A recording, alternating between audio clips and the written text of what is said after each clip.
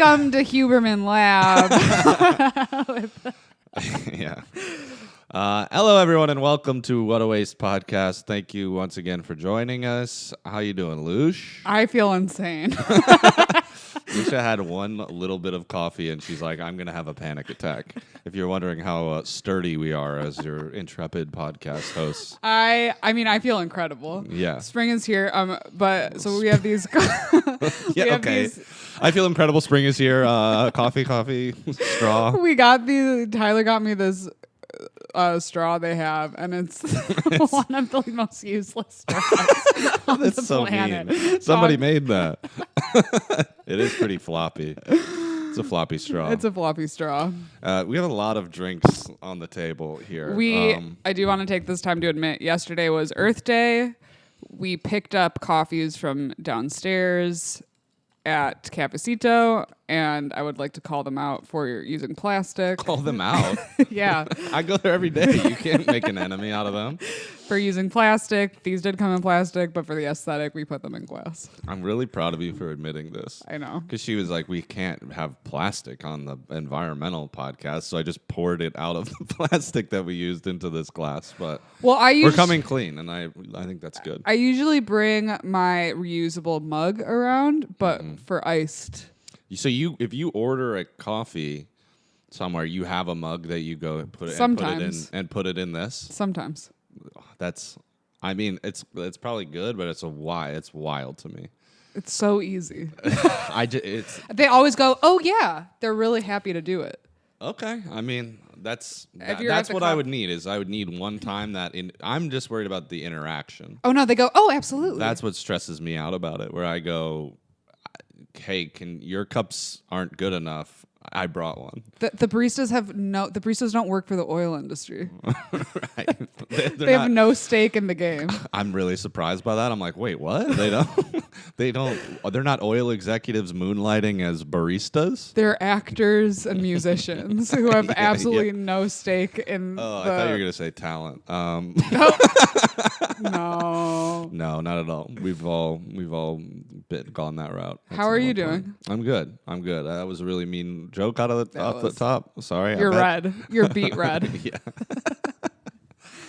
I bet the pink is not helping bringing out the redness. Didn't know you can get sunburnt when it's not like sunny outside, but that's what happened to me yesterday playing golf.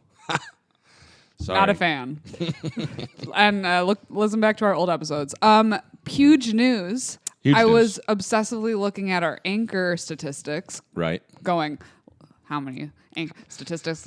How many? And you know what? How many? And you know what it told me? What's that? It's our 1 year anniversary of the podcast. Oh, wow. Thanks for joining us for a year, everybody. Thanks for joining us. We have nothing to say about it. Yeah, that's crazy. I mean, I think it's been more than a year, but we put it on Anchor a year ago. Right. Okay. But we've been conceiving this for about 2 years. Mm-hmm.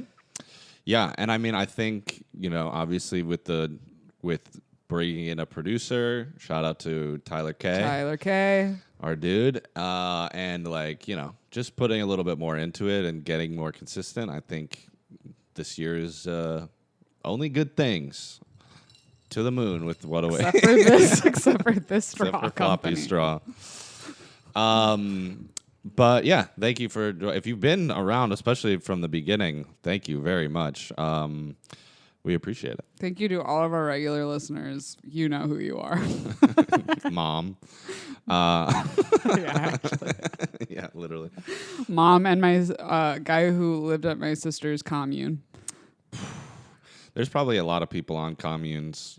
She gets really upset when I say she lived at a commune. She was doing a year of service. She lived on a commune. If you are living on a commune, make sure that you each individually download. Don't collectively download the podcast. That helps no one.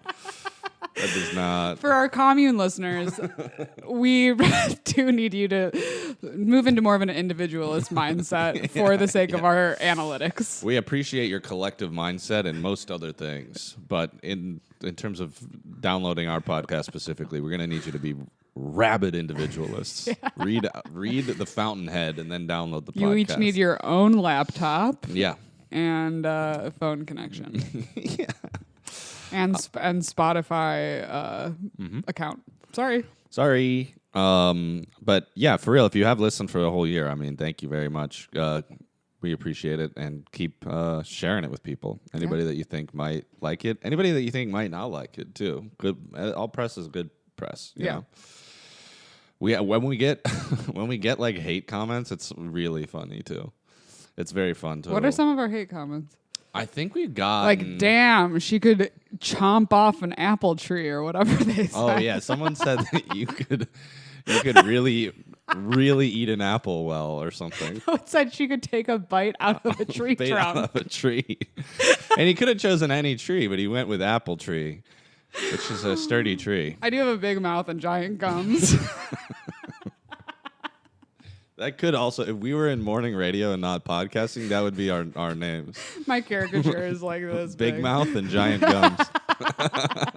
This is making me nervous. Welcome to Big Mouth and Giant Gums in the morning.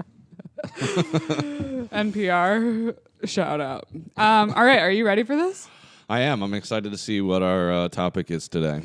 We are talking about whale oil and how the switch from whale oil to petroleum can teach us about our current energy transition. Okay. Wow. I didn't think we would ever be, talking about whales. They're never huge. Save the whales. Yeah. Okay. Huge. Okay. My last name is Whalen, and I wanted to start out by saying I feel very connected to whales. I had a dream the other night that I saw a giant whale, and in the dream I looked up, I was like, I'm going to look up whale symbolism, and Google said never forgive. What? It said never forgive? That's what whales mean? No, not at all. If you actually look up whale symbolism, it's like the unconscious dream world, hope and just in my dream. Wow. That's never forgive. They didn't even say that after 9/11. They just said don't forget. They still were like, well, we could forgive at some point after we ravaged 2 other unaffiliated countries. Yeah. All right. Well, so whale oil. Yeah, let's steamroll past that. Yeah. That got about as much coverage on the podcast as it did on the actual news. Yeah. So I know only a little bit about whale oil. I watched a crazy show about whaling. Like, it was Colin Farrell was playing like this guy on a whaling ship, and it was a fucking brutal show. Like just them hunting a whale, like back in the I don't know, late 1800s, early 1900s or something, and it looked like a brutal life. Well, that's actually where I got the idea for this episode, because I was reading this book about colonialism in Hawaii, and a big part. Of course you were. Yep, and other people are reading like The Hunger Games and shit. And Lucia's like, how did we take over Hawaii? Well, it was really fascinating because I didn't know anything about it, and so missionaries went from the East Coast to Hawaii to basically make it to, shove Christianity down their throats and ruin Hawaiian culture. Right. And at the same time, so they were making it super Puritan. And at the same time, whaling ships would stop in Hawaii to take a break, basically, and then and like destroy. It was a very yin and yang. It's really funny to listen to the history because it was very yin and yang, where like the Puritans were literally like, stop having sex, no drinking, and then the whaling ships would come in and they were like, listen, we've been on this goddamn ship, we're having sex with your native people, and we're drinking as much as we want. It talked about.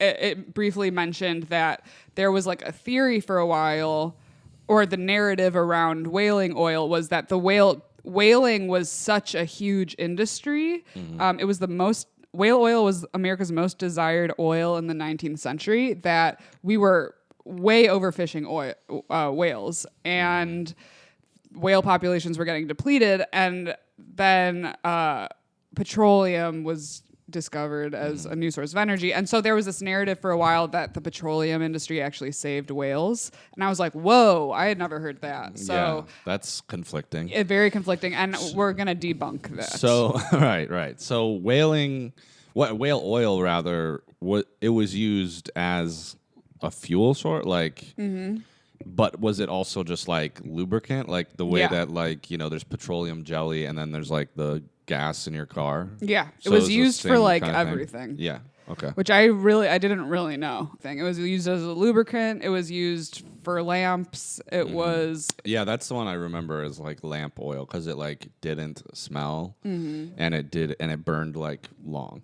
or something. Well, and I sort of forgot that like Save the Whales was a huge campaign for a really long time, and the Save the Whales was like as big as for Greenpeace was like as big as the polar bear imagery. Right. And now we don't really talk about whales that much, but it was a huge campaign for the environmental movement for a long time. Yeah. Okay, so commercial whaling was banned in 1986. However, Japan, Norway, and Iceland have killed nearly 40,000 large whales since then. God. Yeah. Just to think that there are 40,000, that there were 40,000 whales, that just seems like so fucking giant creatures. So crazy. Over 100,000 dolphins, small whales, and porpoises are also killed in various countries each year.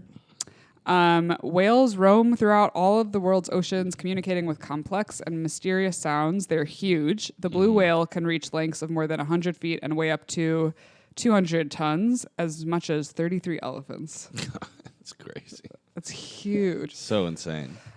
Despite living in the water, whales breathe air, and like humans, they are warm-blooded mammals who nurse their young, and a thick layer of fat called blubber insulates them from cold ocean waters. And that's what they were like harvesting. Yeah. Like, I don't even think they really ate the meat. Like, well, whale meat is definitely eaten in, I know in like Eskimo and indigenous cultures. I know whale oil or whale meat is a food source. Yeah. But I think in terms of like commercial whaling, it's probably not used as much. Right. Yeah, I mean, I remember hearing about I listened to some podcasts a long time ago, so I don't really remember it that well, but like about, the life of these people on these ships, like while whaling, and they were just like up to their like waists in whale oil all the time, and like there's just like slippery decks everywhere. Well, so Herman Melville described being on a whaling ship. Right. Of course. In what was that? Moby Dick. You can't remember the most famous book of all time? Okay. I read it in college and don't remember. I never read it. So also I heard that, like, I've heard that it's a really boring book, and that's why I've never, like, it wasn't assigned to me in high school or anything. Yeah.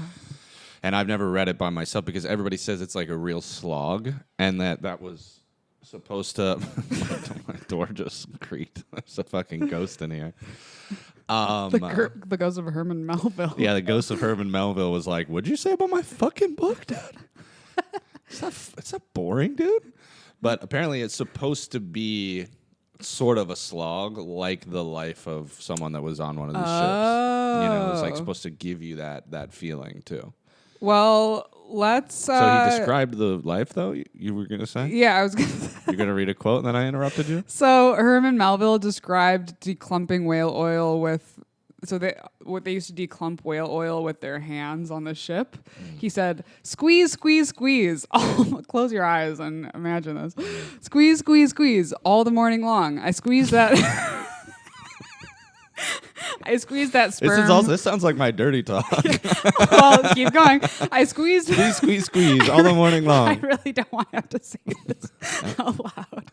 I squeezed that sperm till I myself almost melted into it. I squeezed that sperm till a strange sort of insanity came over me, and I found myself unwittingly squeezing my co-laborers' hands in it, mistaking their hands for the gentle globules. Such an abounding, affectionate, friendly, loving feeling did this avocation beget, that at last I was continually squeezing their hands and looking up into their eyes sentimentally, as much as to say, "Oh, my dear fellow beings, why should we longer cherish any social acerbities, or know the slightest ill humor or envy? easy. Come, let us squeeze hands all around. Nay, let us all squeeze ourselves into each other. Let us squeeze ourselves universal into the very milk and sperm of kindness. Would that I could keep squeezing that sperm forever. You have to pay $14.99 to hear me say this. Oh my God. That was a special Patreon. I'm so glad we have a shot tight on you for that whole sequence. Would that I could squeeze this sperm forever. So whaling ships were huge. Whaling was one of the world's first great multinational businesses. From the 16th century through the 19th century, whale oil was used principally as lamp fuel and for producing soap. It was utilized for lubricating fine instruments. It was treated with sulfur to provide high-pressure lubricants used in machinery, and it was also important in the manufacture of varnish, leather, linoleum, and rough cloth, especially jute. That was used for wrapping bales of cotton. So, yeah, I mean, that's crazy. It's used for everything. So this is just an absolute, boom. This is a fucking resource. If you can get your hands on this stuff, you could sell it for any price, really. Yeah, I'm sure it's like a real commodity. It was used in cosmetics. I think it was big in the Industrial Revolution too, because they had to lubricate all these new assembly line machines. All these different factories were, like you said, lubricating the fine instruments. Mm-hmm. So I think it was it lubed up the whole Industrial Revolution. Whale oil, lubing up the Industrial Revolution. Lube was also my nickname in high school. No. What? Come on. Not only for Wait, some no, reason, really? I thought you were doing it for some reason the older girls on the field hockey team called me Lube. Oh my God. I'm glad I'm now look who's red now. Tyler. Oh God, okay. That is so. Oh my God, it's so brutal to get bullied by people on a field hockey team. But I thought they loved. I mean, they did love me. They would call me Lube and then invite me to all their parties. Oh, okay, yeah. It's just went from Lucia to Lou to Lube, probably. Yeah. Wow. Well, women's sports. I'm never calling you anything else. Please don't call me Lube.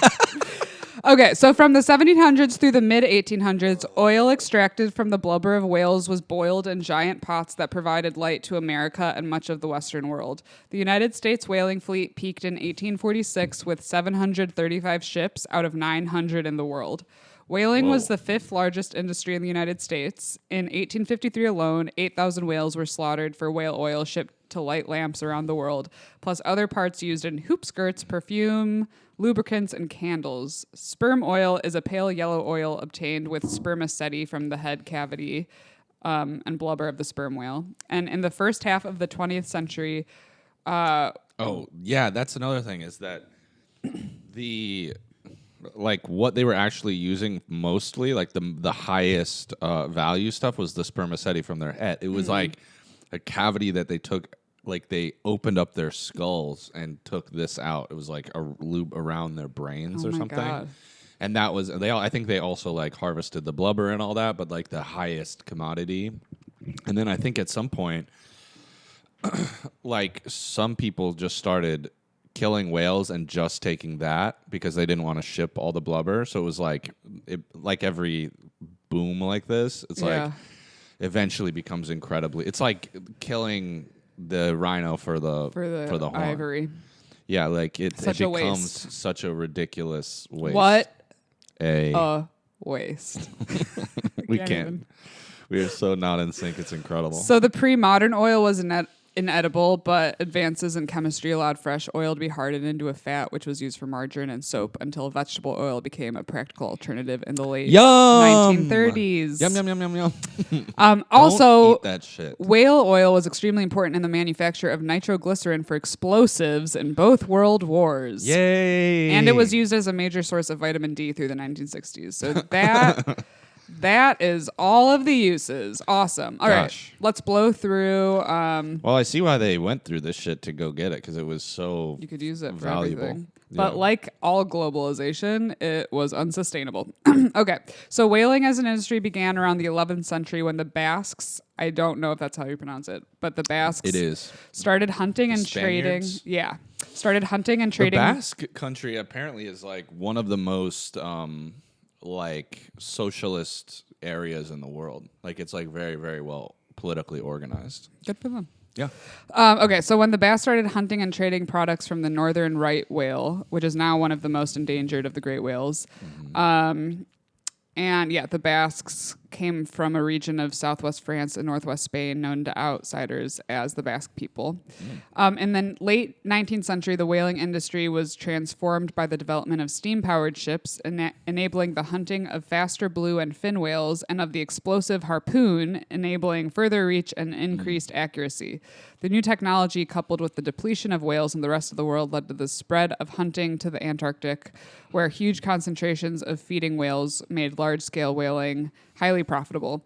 And the First World War provided a large market for explosives using glycerin from baleen whale oil, provided by British and Norwegian whaling in the Antarctic. Meanwhile, Japanese whaling had developed separately as a coastal industry, mainly for humpback, right, and gray whales. So they found a use for every kind of whale. Yeah. Gosh. And then since whales migrate worldwide through both coastal waters and the open oceans, the need for international cooperation and their conservation became clear. So by 1925, the League of Nations, which is part of the UN, recognized that whales were overexploited and that there was a need to regulate whaling activities. Wait, the League of Nations? The League of Nations, which is part of the UN. Oh, I thought that was the precursor, like what was before the UN. Oh, no. It does sound like a Marvel movie. Yeah, it does. In 1930, the Bureau of International Whaling Statistics was set up in order to keep track of catches. This was followed by the first international regulatory agreement, the Convention for the Regulation of Whaling, which was signed by 22 nations in 1931. However, some of the major whaling nations, including Germany and Japan, did not join, and 43,000 whales were killed that same year. Wait, Germany is a big whaling country? It's landlocked. Yeah. That's very strange. Yeah, I don't That know. is actually crazy to think about, that Germany is landlocked. Never thought about that. I've never thought about that. It is, right? Am I crazy? Yeah. I studied German for 9 years. Are you serious? Yeah. Sprechen Sie Deutsch? Wow. I'm just learning a lot. Knows a little bit of German, nicknamed Lube. That's all you need to know about me. Yeah, you don't need to know anything else. With species after species of the great whales being hunted close to extinction, various nations met throughout the 1930s attempting to bring order to the industry. And finally, in 1948, the International Convention for the Regulation of Whaling came into force. God, man, can you imagine a more lonely existence than being the last whale? Yeah. Like just like to nothing in the whole world's oceans. Yeah. God, Bummer. That's a real bummer. Well, folks. I feel like they're also very, I mean, not that I feel like, this isn't a feeling. They are How do you incredibly feel? intelligent mammals. Yeah. But that's just a feeling. That's just a feeling. No science behind that. Well, so I actually looked up that they have a super important role in carbon capture. Interesting. So they're, and also just in the overall health of the marine environment. So whales are at the top of the food chain, and they capture carbon from the atmosphere. 'Cause nothing can. Before humans, nothing was killing whales. Probably not big ones. Not the like. Except the cycle of life and death. Right, time. But like no, like a shark isn't gonna kill a whale. Like maybe a baby whale, but like not a. Like I've never thought about that. Like they don't have any predators because they're just so fucking big. Yeah. That's so they were wild. naturally sequestering carbon, like way more. What? Yeah. And How is that? So each great whale sequesters an estimated 33 tons of carbon dioxide on average. Whales accumulate carbon in their bodies during their long lives, and then they act as carbon vaults by sinking to the bottom of the ocean when they die. Whoa. Yeah. That's Because they're fucking huge. poetic as shit. Yeah. That's amazing. And of course, we're fucking that up. 6 out of the 13 great whale species are classified as endangered or vulnerable, even after decades of protection. And an estimated minimum of 300,000 whales and dolphins are killed each year as a result of fisheries bycatch. 300,000? Yeah. That's fucking crazy. Every year. Yeah. God, there are so many. The ocean is so big. I know. God, that just and we're so tiny, and we've managed to fuck up so much. Yeah, it's so crazy.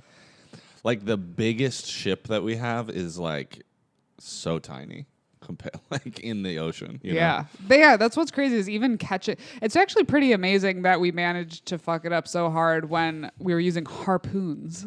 How did we make that work? God, it's when you create a market. You know, that's what it is. That's the motivation is so strong for people to be like, fuck it. Me and all of my friends are going to dedicate our lives to figuring out how to kill whales. So my wife can have a hoop skirt. So I can have leather. Over 1,000 whales a year are killed for such commercial purposes. The blue whale, the largest animal ever known to have existed, was almost exterminated in the 20th century due to commercial whaling. The United States and other International Whaling Commission member countries have tried for years to persuade Iceland, Japan, and Norway to end their whaling, as it undermines the effectiveness of the Commission's commercial whaling ban. However, in 2019... they're like, well, you aren't committing to any climate change shit. That's... Like, we're trying to get them to be good guys on this one issue, and then we're the bad guys on a lot. We're like, whales! Yeah. In 2019, Japan chose to walk away from the IWC and now conducts commercial whaling in its own territorial waters outside of any international controls. Brutal.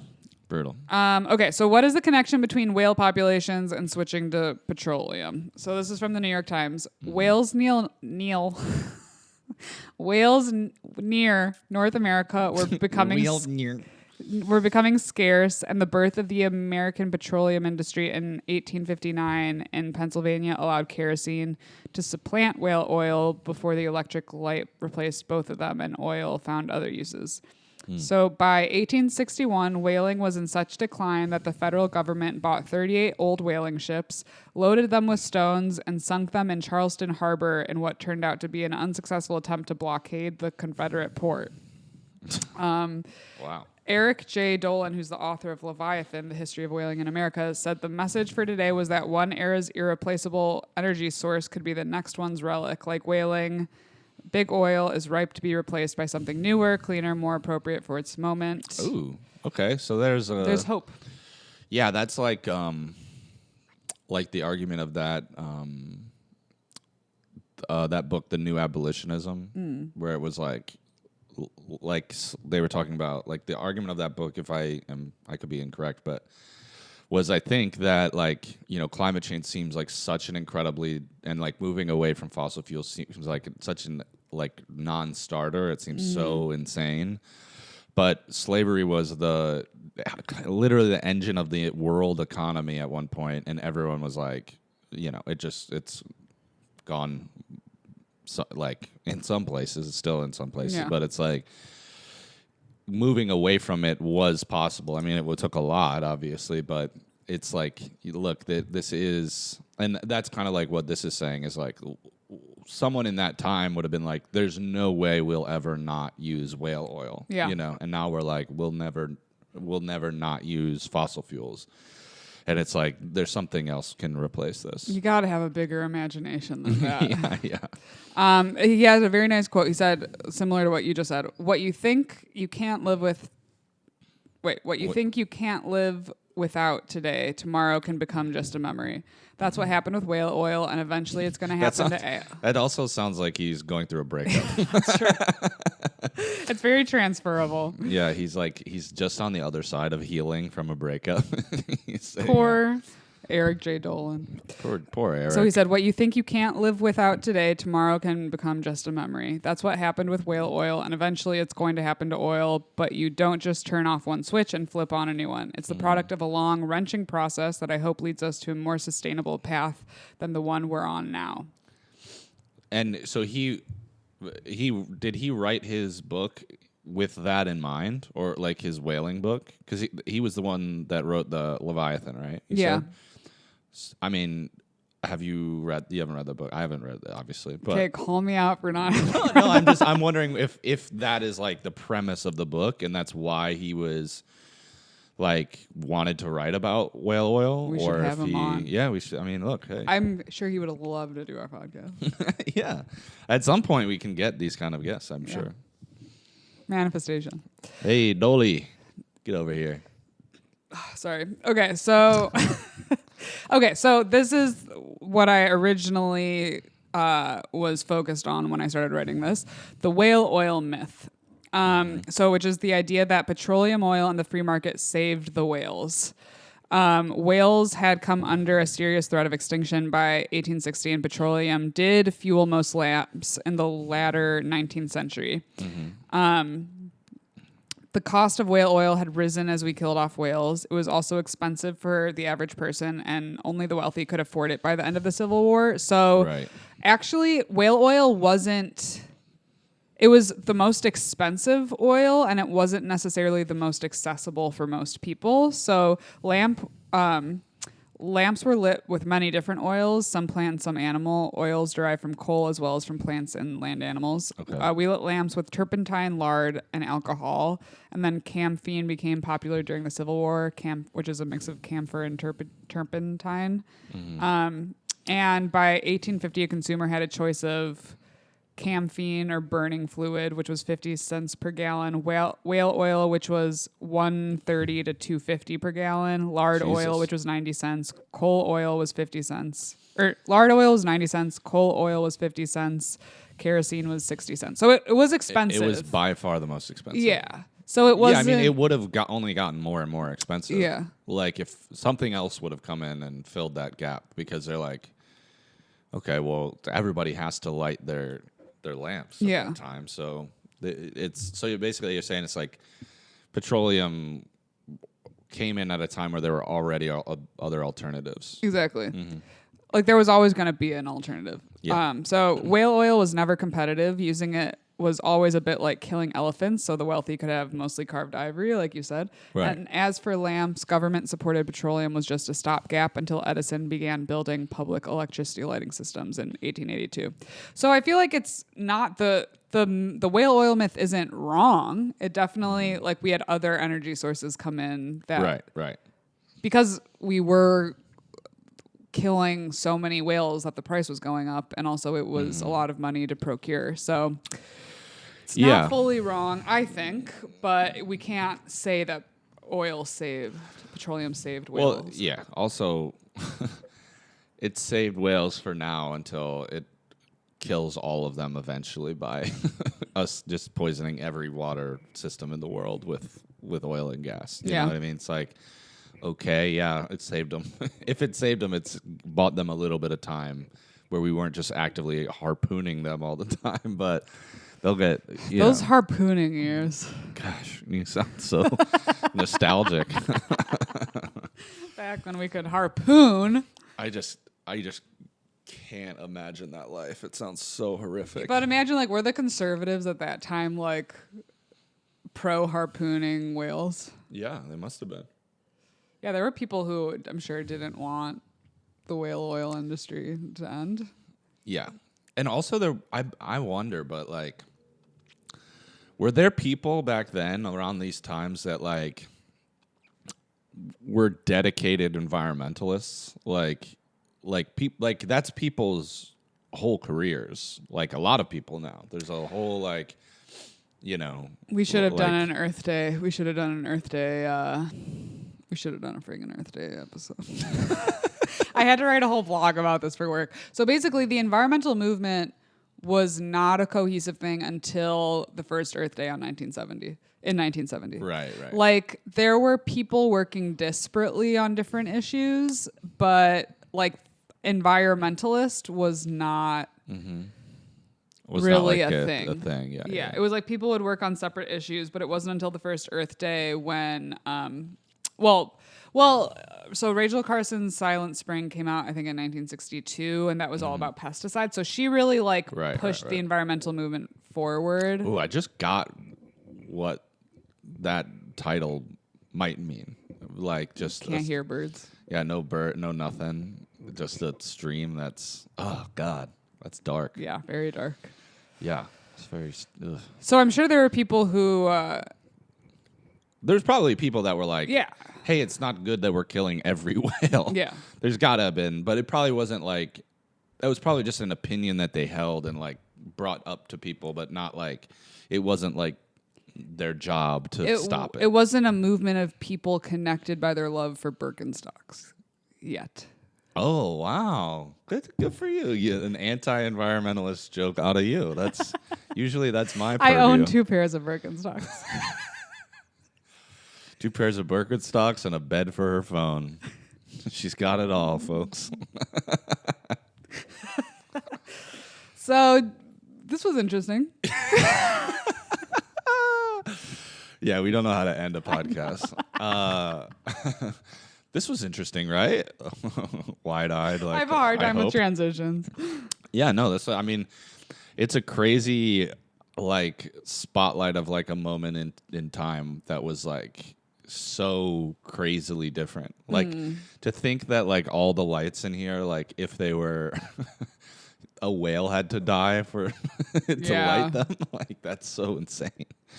And now all that had to happen was an entire town their water supply had to be poisoned. Yep. Hey, look. That's what we're about. Is everything in life, if you scratch the surface a little bit, it gets real dark. Everything must have smelled so much worse back then. Oh, dude. When people get like into that argument about whether or not this is the best time to be alive. Best time to be alive. Best time to be alive by far. And then best time to be alive. Yesterday, I rented a random person's car for an hour on the Get Around app, picked up a desk for $20 from another group of strangers from Facebook Marketplace, and then paid them with Venmo. And my dad was there, and his head almost exploded. Yeah. But like just all those things, but just the smell. Like just the fact that like most of our life is either pleasant smelling or could take it or leave it. There's kind of no smell. Like that everyone smelled and everything smelled. Everyone smelled. The world just was stinky for like most of human history. And unless you live in like New York City, it's pretty not that stinky anymore. Tyler's apartment smells great, but it's because he lives with a very fancy woman. Yeah. She went out of town for like 2-3 days, and I'm kind of like, I'm glad that you said that it's not stinky in here. Every time she leaves town, I'm like, I just devolve, and I just have to frantically clean the apartment when she comes home. Like, yeah, smells are pretty sensitive for me because after my parents got divorced, my dad got really into making bean soups. And I smelled like beans constantly. Maybe that's why they called you Lube. I remember I showed up to high school one day, and I was standing with a group of friends before class started, and someone went, "It smells like black beans." I love that it's linked to 2 different kinds of trauma. That you're just like, it's linked to the divorce, and then it's also that you had to go around your life smelling like beans. Yep. God, that's such a funny way that your dad coped with the loss. I've started writing about that. He coped by just making like so many soups. Thank you once again for listening. Please rate, review, subscribe on iTunes.